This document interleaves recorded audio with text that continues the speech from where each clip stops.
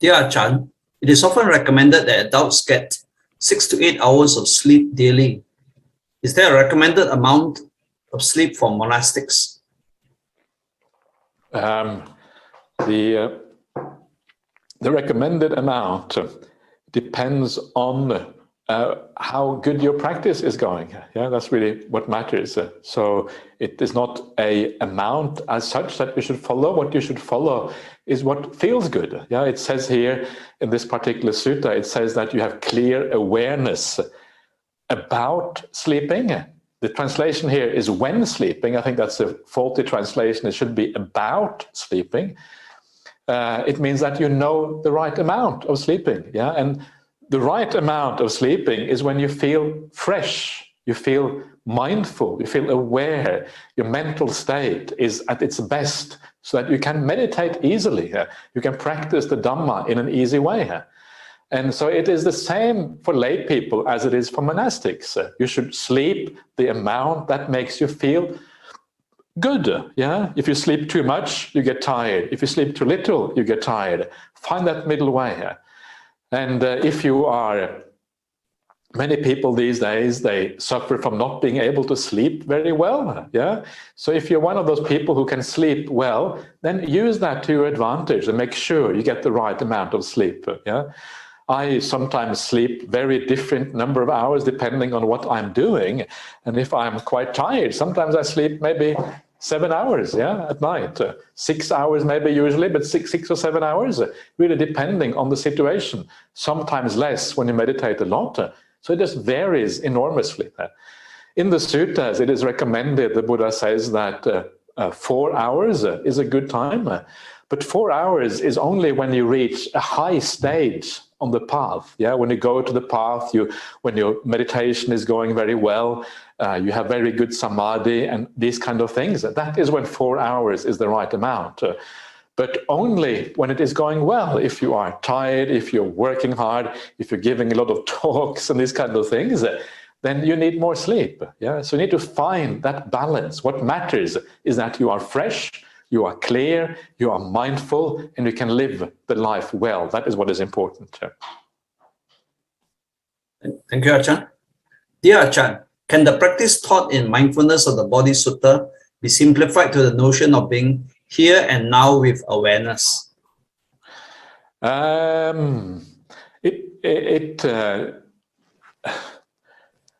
I think only one of the exercises can be simplified to that, and that is the previous one we just saw about the 4 postures.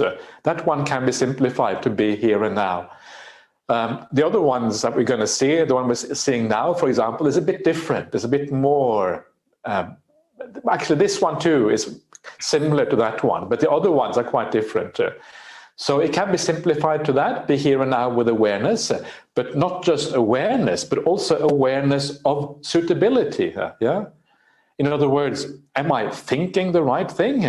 What if you're getting angry? You go on alms round into the city and someone treats you in a bad way. Maybe they shout, sometimes in Australia, people are not Buddhists, so they shout after you or something like that. It doesn't happen often, but sometimes it may happen. So do you get upset? Or do you have compassion for the person? Yeah.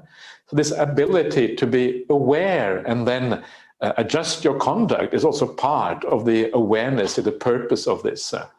So it can be simplified to just being aware of what is going on, but also the extended idea is to actually overcome the problems and the defilements of the mind. Thank you, Ajahn. Ajahn, I would like to ask whether my understanding is correct. Is it right if I say that the second practice and the third practice should be practiced at the same time, in the same time? So if we are sitting and hearing Dhamma Desana, we have to be aware of both activities back and forth. No, I wouldn't say so. I would say if you're listening to Dhamma Desana, only listen to the Dhamma Desana. The idea is to be fully present with whatever is happening. If your attention goes back and forth, you're not fully present. Just listen to the Dhamma. Don't worry about the sitting. I mean, you will feel the sitting as well, yeah, unless you are really, really absorbed in the Dhamma talk. Maybe you don't feel the sitting, But if you're not so absorbed, you will feel the sitting sometimes. Sometimes you will see things, as you are listening. Sometimes you will think about things. So the mind will move by itself. It's very hard to be fully concentrated all the time. But if you can, just follow the Dhamma talk.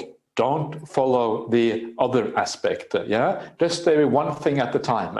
I think that is the main message here. Focus on the one thing that you're doing. Give that 100% of attention. Yeah, Ajahn. You mentioned some past lives experience. I understand this includes one having the ability to see one's previous lives and the lives of others passing away and taking rebirth. Wonder this ability needs all the 4 jhanas attainment, or a pre-jhanic peaceful mind is sufficient to see the past lives experience.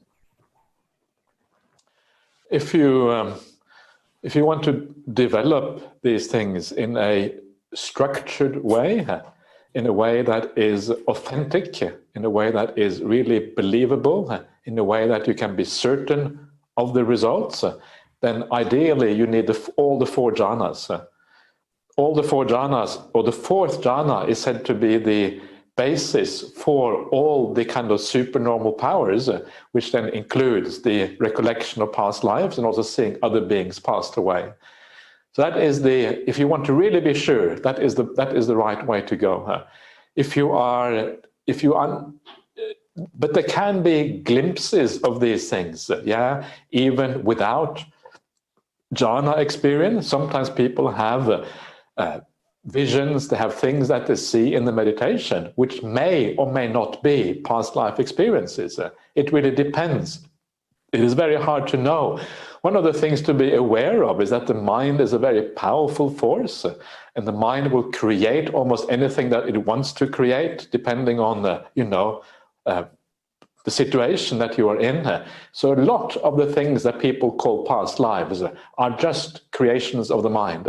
They're not really real events in the past. And you can see that. It's very known, for example, through people using past life regression and these kind of things. And a lot of the past life regressions are obviously not real recollections of the past life, because often they are just nonsense. They have no relation to who you actually are as a being.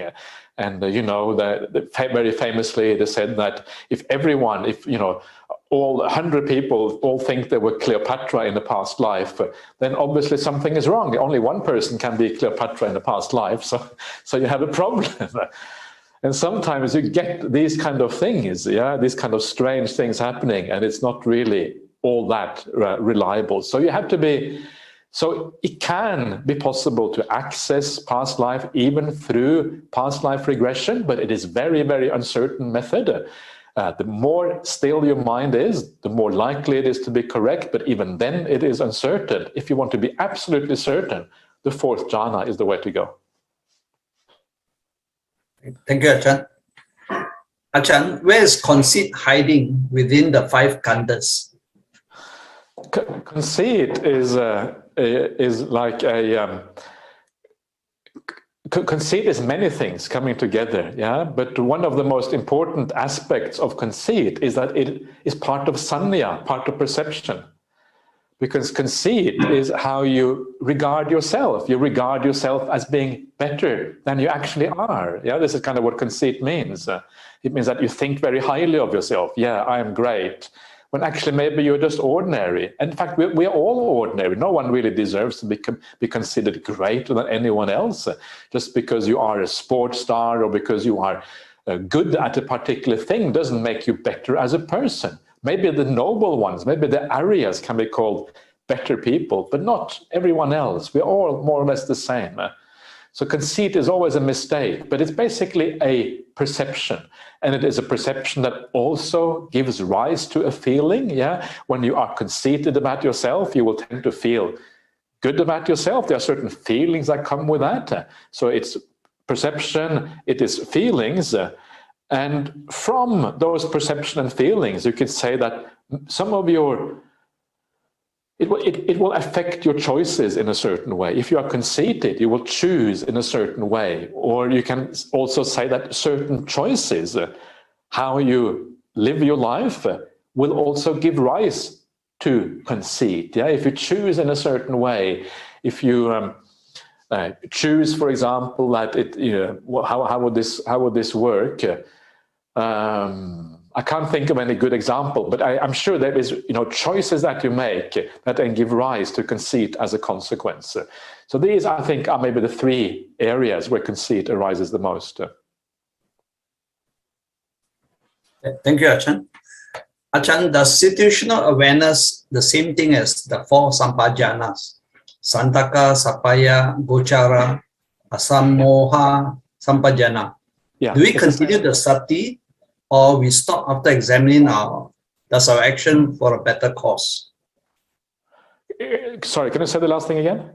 Do we continue the sati, or we stop after examining our action for a better cause? Well, first of all, yes, these four, the Gochara, the Asamoha, and the suitability and purpose, which are the English translations of the first two, these are the four ways that sampajanya or sati sampajanya is defined in the commentaries. That's all from the commentaries, not actually found in the suttas. But it is a nice way of thinking about it, yeah, because that kind of brings out the deeper meaning of these things. We understand purpose and suitability.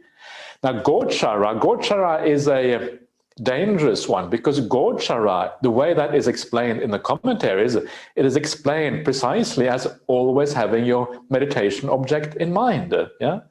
And this is where I said before that I think the commentaries go too far, because there is no evidence for that in the suttas, that you should always have your meditation object in mind.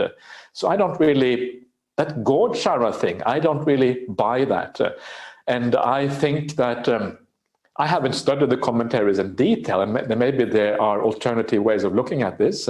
But if that is correct, then I don't really accept the idea that you should always have your meditation object in mind, because I don't think it works. And I think the suttas actually talk about it differently. Asamoha is a very profound aspect of sampajanya, because asamoha means non-delusion. And the way that is explained is that you don't see any self in all of these activities. You see them as selfless. But that is very difficult to do. Yeah, and seeing all of these things as selfless really only happens fully further down the path. It only happens fully when you become a stream enter. So the most important thing initially on this path is to ensure purity. And if you develop that purity, if that is what you focus on, then the meditation will come together. Then you will be able to understand non-self. It is important to get the sequence right. If you try too much to understand non-self straight away, but using the asamoha factor, then I think you are going to not succeed, yeah? Because you have to follow the kind of standard way that this is explained in the gradual training in the suttas. So get the sequence right is very important here. So the four factors, of those four factors, the first two are the ones that I will want to emphasize, because they are the ones that have a very practical application in daily life, especially. Can you repeat the last part again, Bobby? Sorry about that. Yeah, the wording is a bit funny. Do we continue the sati, or do we stop after examining does our action for a better cause? For a better cause, okay.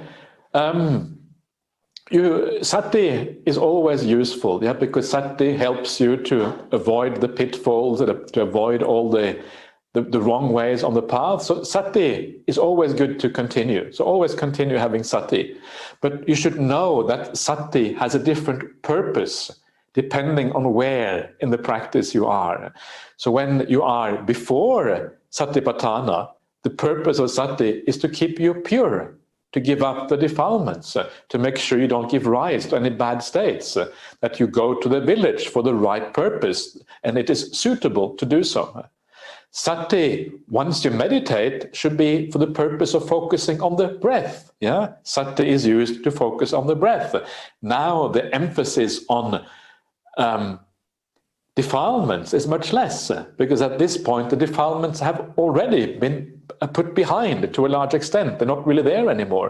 And the deeper your meditation is, the more the purpose of mindfulness is simply to be aware of the object. And if you are simply aware of the object, the meditation will develop by itself. You don't have to do anything else.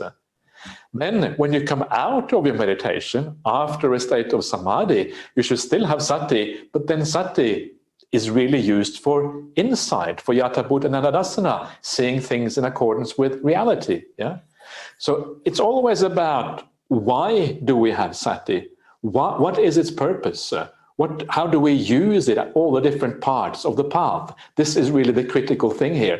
And it will have different function depending on what exactly you are doing on the path. And this function is very important to understand, because if you apply the wrong function at the wrong time, you will not make any progress, and then you have a problem.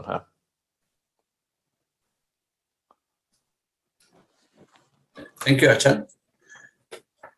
In a middle-length discourse, I believe, the awakened one is depicted as criticizing Sariputta a little for inaction when a group of monks became overly rowdy. So I wondered if you might briefly comment whether a contemplative perspective, depending upon one's range of duties, actually leads to taking action externally in certain circumstances.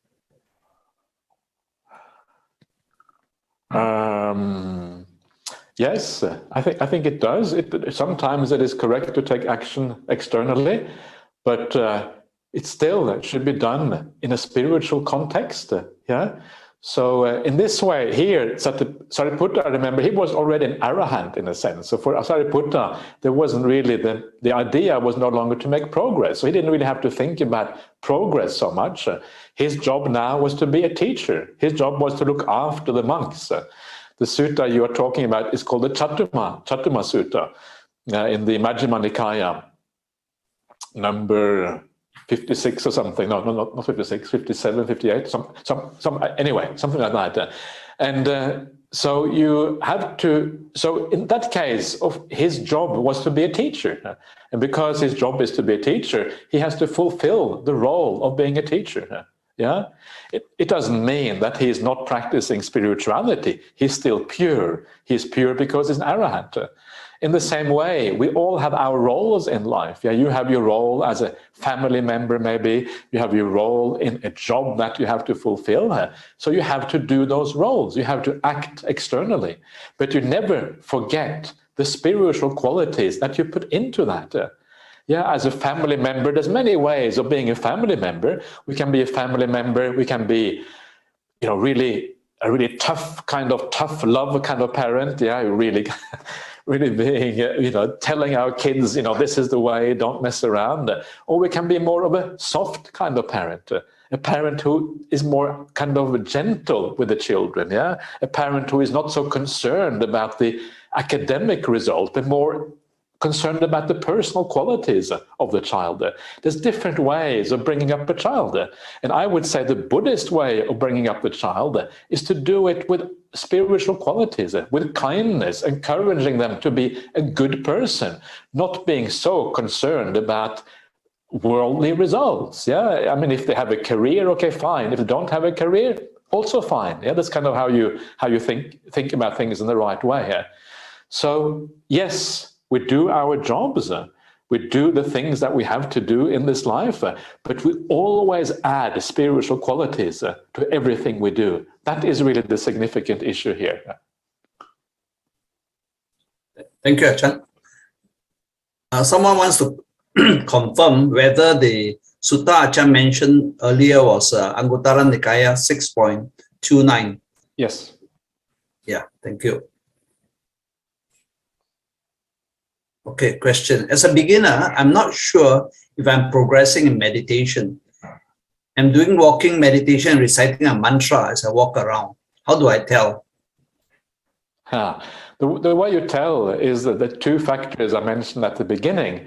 There's two things that meditation should do for you. It should make you more peaceful, and it should make you more happy. Yeah, you should. By happy, I mean very broad in a very broad way. I mean, more relaxed, for example. If you're more relaxed, it means you're more happy. If you're more at ease, you're more happy. If you have less suffering, whatever it might be, you are more happy. If you have joy, you are more happy. If you're more peaceful, you are more happy. Yes, I mean happy in a very broad sense. You feel better about yourself in one way or another. That's what I mean by happy. So you should feel more happy in this sense, and you should feel more peaceful. These are the two things that you should look for in your meditation practice. If it does that, then your meditation is working well. And you should see that in one meditation session. Yeah, when you start off your meditation and you end it, in that session, you should see this happening. So when you come out of your meditation, you should feel more peaceful and more content and satisfied when you come out than when you started. You should also see this happening over time. So if you look at your meditation, say 6 months ago, and you compare now, you can see that you are a little bit more peaceful in meditation now than what you were 6 months ago. Two kinds of progress: progress within the meditation and progress over time. These are the things that you should use. If you're not making enough progress, what you should do is you come back to the basics of the Noble Eightfold Path. Come back to kindness. Kindness is by far the most underrated value in Buddhism. And it is so important for the path to really work. Be as absolutely kind as you possibly can in every situation. Kindness in actions, kindness in speech, kindness in the way you think, in the way you look at other people. If you can make that a powerful thing in your life, you're going to have a lot of success in meditation later on. Thank you, Ajahn. Dear Ajahn, should happy couples contemplate the 32 parts of the body, 31 parts of the body? 31 or 32? He mentioned both 31 and 32. Okay. Okay, good. That's very funny. So, okay. Should they? I wouldn't recommend it, because if you are a couple and you're living an ordinary, life of couples, then the attraction and the relationship you have with each other is going to go exactly in the opposite way of the 31 parts of the body. Yeah, you're going to see your partner as attractive. And so because they go in opposite ways, there's going to be a clash, between two different values. And when there is a clash, which one is going to win out? Well, the one that's going to win out is seeing the attractiveness of the body. That's what's going to win out, because it's more pleasant. It is more easy. So I think it is not an advisable way of meditating when you live an ordinary life as a couple, because basically the purpose of that kind of life is the opposite of this kind of meditation practice. So in that case, I would say it is better to use something like just mindfulness of breathing. Yeah, mindfulness of breathing is much more neutral. You can use that as a meditation object. You can, of course, live a life of kindness. Of course, that's fully compatible, obviously, with living in a relationship. That's okay. You can do all these other things on the path, but I wouldn't recommend this one. You can maybe do the 4-element meditation, because the 4-element meditation is more neutral. It just sees the body more as a kind of impersonal kind of thing. We'll come back to that tomorrow. You can do that. But you're very wise to ask this question, because sometimes people use the wrong means for the wrong situation, and then it just makes life miserable and makes life difficult. Thank you, Ajahn. Ajahn, how does one do imagination meditation if one doesn't have images of vision, doesn't see any images except some lights? Is feeling imagination too? Well, you don't have to see anything in your mind's eye. You can just, if I sit here now, I can sort of imagine that there is a skull in here. Yeah, I know that there are lungs there. I know roughly what they look like. If you have no picture, if you have no idea what they look like, use a book. Yeah, use a book which has all the body parts, maybe pictures of the body parts or drawing of the body parts in it, and then see, well, that's me. Yeah, these body parts, this is actually in here. And then you can see it with your eyes. That's one way of doing that meditation, yeah? Just using some kind of, go on the internet. If you go on the internet, I'm sure there's heaps of body parts all over the internet. If you Google on these things, yeah, you will be able to see everything you want to see as a consequence. So that is one way of using imagination. And then you remind yourself what you see on the internet actually is the same thing that you have inside of you. And then you have some idea what's happening here.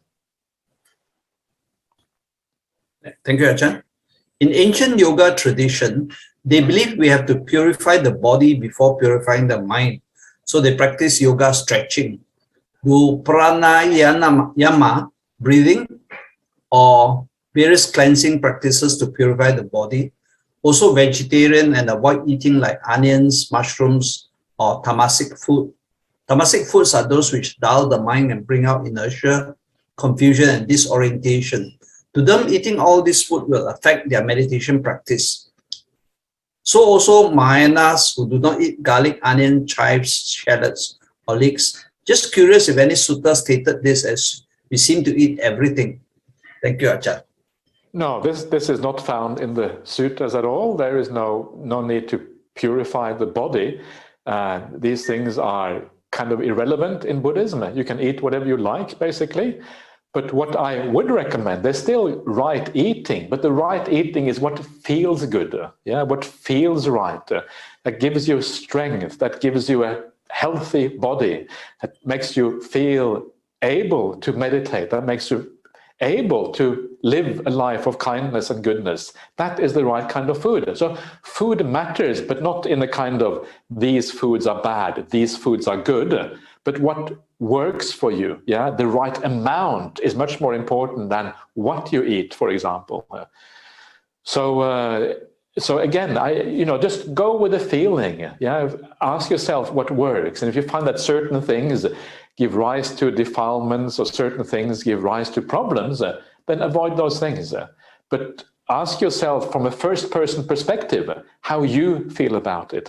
That is what is really important, not what everyone else feels about it, but how do you feel about these things? Thank you, Ajahn. Dear Ajahn, is there anything wrong because I always burp during meditation? That's fine. You can burp during meditation. That's okay. Yeah. And probably you are relaxing, right? Because you are relaxing, and then kind of the things kind of start moving naturally. Yeah. So it's just what happens. So don't worry about that. As long as you don't scare the other people in the room or whatever, I think you'll be fine. That's okay. Go ahead, burp as much as you like. I'll give you permission to burp. Thank you, Ajahn. Dear Ajahn, in our journey where we cannot yet detach from all desires, can we start by desiring wholesome actions and outcomes, then slowly detach from being the doer and any desires outcomes? I find myself oscillating between desiring and feeling guilt, and then I give up and don't want to plan or decide. But this doesn't seem correct. Yeah, so yes, desires is it's a very gradual thing. You cannot give up desires just like that. That's impossible. Desires have to be given up over time with understanding what is the biggest problems in your life. And there are certain desires that will be bad, and they will be bad primarily because they break your precepts. Yeah, if you have certain desires, you will break your precepts. I don't like that mosquito, so I will kill the mosquito. Well, that is where you have a problem. So first of all, restrain your desires within the 5 precepts. Then restrain your desires within an even broader set of ethical conduct. Yeah. Learn to live with kindness. If you want to live with kindness all the time, you have to stop certain desires because certain desires go against kindness. Yeah. Then, when you become a very kind person, the next thing to restrain is general desires in the world, where you desire things and you find yourself being more interested in the world than in the spiritual path. So you loosen your desires for career, for having a big house, for having a big bank account. If you have them, no problem, but you don't need to desire those things. You don't need to chase those things, right? Because you start to understand that actually happiness is found somewhere else. So make it stage-wise. Start off with the desires that are really problematic, the ones that stop you from being able to live according to the precepts. Then the ones that stop you from being kind in general, yeah? And then as you do that, then the last desires are the desires that are too involved with the world, so it blocks you from being able to meditate. The more involved you are in the world, the more interest you have in the worldly things, the mind always going out, it stops your ability in meditation practice. Why? Because when the mind going out is the opposite of the mind remaining inside and being still within.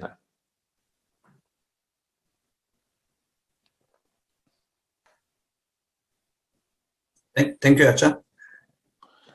How does one practice the 31 parts of the body?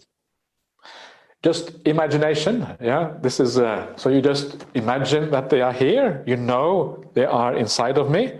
So you imagine. You kind of think, okay. You can even have a picture in your mind. You can see yourself and you see the parts in the body. You think, here they are, yeah. All of these things. And you know the nature of your body. You know that underneath the skin, these things are there. This is really all it is. Understanding the nature of the body, that is what it is about.